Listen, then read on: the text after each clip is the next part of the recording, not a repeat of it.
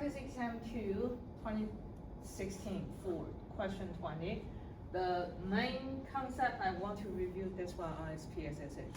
There are more than one way of doing this, but this question asks for reversible reaction, which I think is a good one. The first part, before I even start to work on, you see they're reversible, right? Okay, which means there are two rates happens, and that's why the first question asks for two different stuff, right? R1 is how you get to product.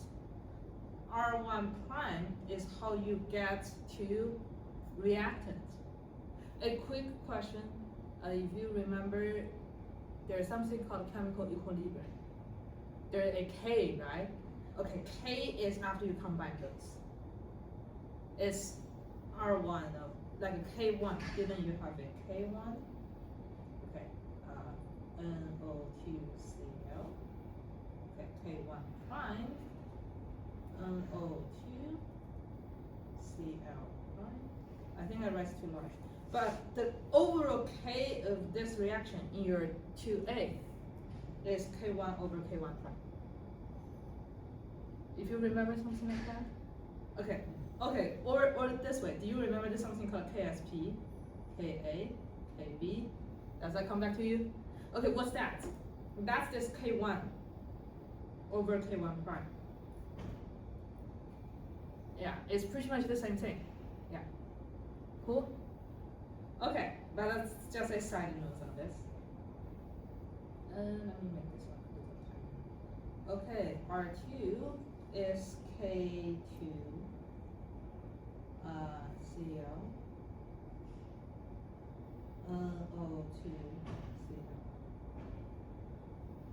That should be straightforward, right? Part A. Any question on part A? You're all good? Okay, part B. Assume the second step is RDS. What is RDS? Step? Okay. What am I expecting? I know you don't have to draw this, but I want to draw this to show people. Rate determined step tells me the second step have higher what?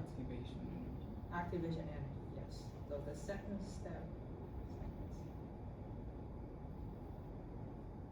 So this is slow. Oh, I want to change the color. Yes.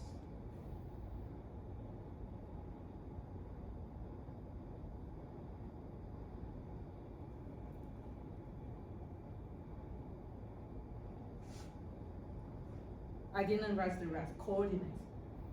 Does not necessarily mean time. It means how far this reaction goes. Okay? Okay, slow.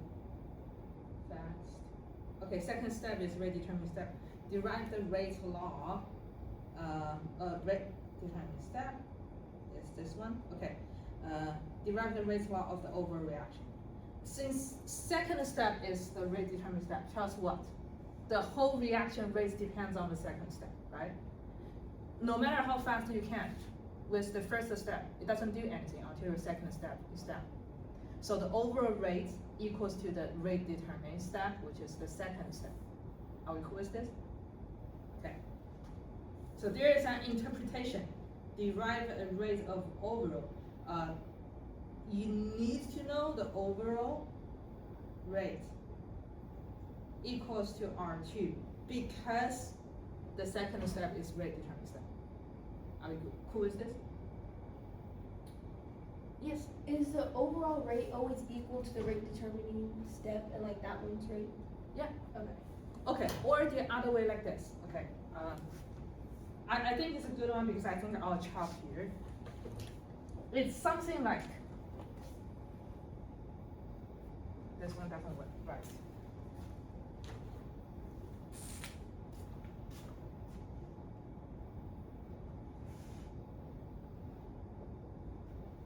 Okay.